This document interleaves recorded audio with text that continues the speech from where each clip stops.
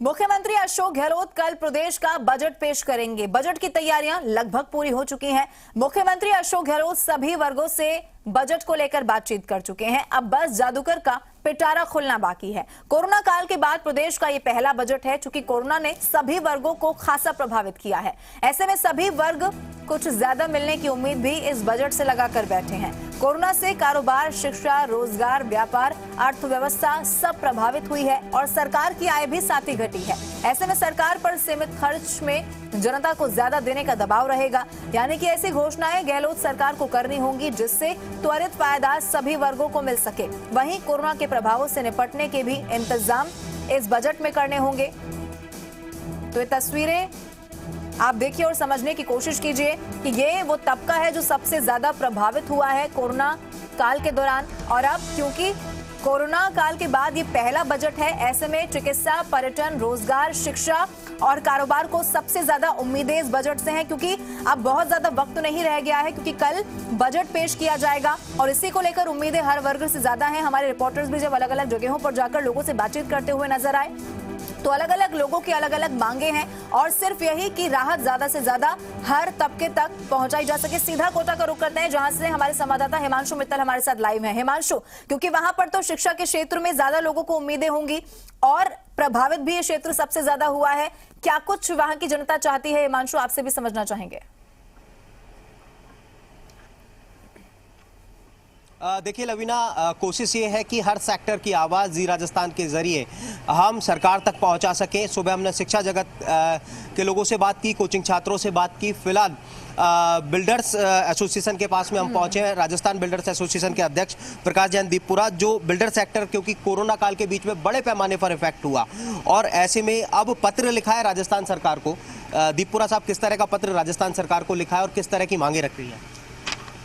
हमने माननीय स्वायत्त शासन मंत्री श्री शांति धारीवाल साहब और मुख्यमंत्री राजस्थान श्री अशोक गहलोत साहब को पत्र लिखकर मांग की है कि मुख्यमंत्री जन आवास योजना में जो स्टाम्प ड्यूटी लग रही है उसको घटाया जाए या निःशुल्क की जाए और रेरा अवधि जो कोरोना काल के कारण हम प्रभावित हैं, रेरा अवधि 2025 तक बढ़ाई जाए। 3A3 में स्वीकृत किए गए जो प्रोजेक्ट हैं उसको स्थानीय स्तर पर 3C में परिवर्तन किया जाए और मुख्यमंत्री जन आवास योजना का मानचित्र जो उसकी अवधि मिनिमम 30 दिन की जाए, मैक्सिमम 30 दिन की जाए, ताकि हम बिल्डर्स को राहत मिल सके। ऐसी हम मांग करते हैं। कोरोना काल के बीच में किस तरह का इफेक्ट जो है वो आया और अब किस तरह की उम्मीद लगाए बैठे हैं आप लोग? कोरोना काल में जब कोरोना काल का समय मार्च से स्टार्ट हुआ, उसके बाद 4-6 महीने बिल्कुल काम, रियल एस्टेट बिल्कुल ठप सा हो गया था।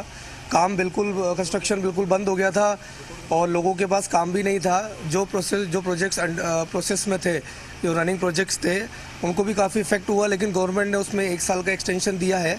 लेकिन अब 6 महीने 4 महीने अब निकल जाने के बाद अब प्रोजेक्ट्स थोड़ा सा स्पीड में आए हैं, थोड़े से अब प्रोजेक्ट्स भी लाइन अप हुए हैं, काम चालू हुए हैं। बट फिर भी अभी सेल करने में जो हमें है वो प्रॉब्लम्स आ रही हैं। इसलिए हम चाह रहे हैं कि हमें ये जो रिलैक्सेशन हैं, जो हमारे ये 4-5 जो हमने पॉइंट्स दिए हैं, जैसे स्टाम्प ड्यूटी में छूट मिल जाए तो कस्टमर्स को एट द एंड कस्टमर को ही बेनिफिट इसमें मिलेगा। तो हमारी यही चाह है सरकार से कि ये जो हमारी मांगे हैं इसको पूरा किया जाए, ताकि हर जिसको भी हर आदमी को आवास मिले और जो भी बेनिफिट है उसको डायरेक्ट मिल सके। एक बात बताइए साहब कि कोरोना काल के बीच में जो इफेक्ट आया, कितना किस हद तक जो राजस्थान का ये सेक्टर है प्रभावित हुआ है? कोरोना काल में तो ये स्थिति होगी 100% प्रभावित हुआ है। सारी निर्माण गतिविधियां बंद हो गई, सेल्स बंद हो गई, किसी तरह का काम ही नहीं रहा। लोग हमारे प्रोजेक्ट तक आना बंद कर दिया, किसी ने प्रोजेक्ट देखने का जो इच्छा थी वो भी बंद हो गई, क्योंकि आर्थिक साधन बिल्कुल ख़त्म हो गए। 2 महीने तक लोग घरों में बैठे रहे। तो कोरोना में तो हम इतनी ज़बरदस्त प्रभावित हुए हैं कि हमारा बिल्कुल काम जीरो हो गया।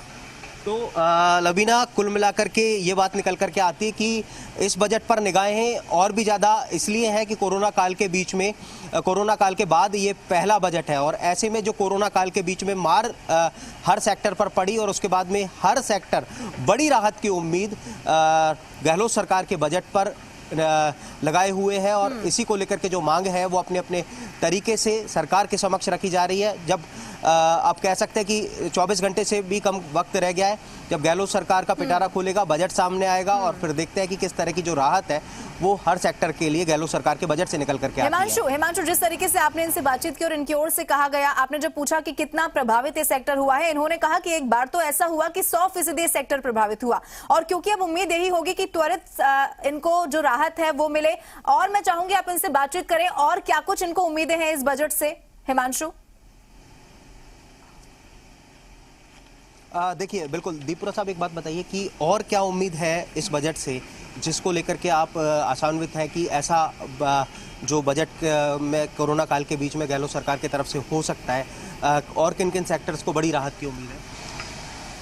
हमें तो सबसे बड़ी उम्मीद जो है पत्थर उद्योग जो है उसको भी बढ़ावा मिलना चाहिए, क्योंकि पत्थर उद्योग कोटा का बहुत बड़ा। लवीना देखिए, बीच में मैं इनको रोक करके एक बात बताना चाहूंगा। कोटा की एक बड़ी पहचान है कोटा स्टोन, और रामगंज मंडी से कोटा स्टोन निकल करके आता है और अपने आप में देश और दुनिया में कोटा से कोटा स्टोन एक्सपोर्ट होता है। और ऐसे में ये सेक्टर भी बड़ी उम्मीद अपने आप में रखता है, क्योंकि कई सारे चैलेंजेस इस सेक्टर के सामने भी है। स्टोन सेक्टर में बहुत बड़ी समस्या है। पिछले 6 महीने से लेबर नहीं आने की वजह से माइंस पर उत्पादन नहीं हो पाया और वहाँ पर आज स्थिति ये है कि स्टोन उपलब्ध नहीं है और जो है बहुत दामों पे हमें उपलब्ध हो पा रहा है। तो हम मांग करते हैं कि स्टोन में इस तरह की राहत सरकार प्रदान करे, चाहे जीएसटी के माध्यम से करे या जो योजना है उसके माध्यम से करे, लेकिन व्यापारियों को इसमें राहत प्रदान करे। क्या लगता है कि जो कोटा से कोटा स्टोन जितने बड़े पैमाने पर और देशों के अंदर एक्सपोर्ट होता था, विदेशों में एक्सपोर्ट होता था, उसमें बड़े पैमाने पर कमी आई है? बिल्कुल कमी आई है, क्योंकि जो इंडियन सैंडस्टोन है उसका सबसे बड़ा इंपोर्टर यूके मार्केट है। यूके, यूनाइटेड किंगडम और यूरोप मार्केट जो सबसे ज़्यादा इंपोर्ट करता है इंडियन सैंडस्टोन को, उसमें 50% की गिरावट आई है कोरोना के बाद से। जो सेल पहले यहाँ कोटा से पर मंथ के 5000 कंटेनर जो निकलते थे वो कम होते होते 2 से 2500 कंटेनर ही साल के जा रहे हैं। तो ये काफ़ी, मतलब ये देखिए आपकी मार्केट बिल्कुल 50% डाउन हो गया है सेल का। तो सबसे बड़ी ये है इसमें, क्योंकि इंडियन सैंडस्टोन सबसे ज़्यादा एक्सपोर्ट यूके मार्केट में ही होता है, तो वो सबसे बड़ा एक फैक्ट है। तो ये फैक्ट है लवीना कोटा के जो कोटा स्टोन इंडस्ट्री है उस पर, और ये सेक्टर भी बड़ी उम्मीद जो है वो गहलोत सरकार। बिल्कुल हिमांशु, इस सेक्टर को भी उम्मीद है। अब देखना होगा कि कल कैसे राहत इस सेक्टर को भी मिलती है। बहुत शुक्रिया हिमांशु हमारे साथ जुड़ने के लिए, और वहां की जनता क्या सोचती है, उद्योग जगत को क्या कुछ उम्मीद है, ये दर्शकों से साझा करने के लिए बहुत शुक्रिया। प्रदेश में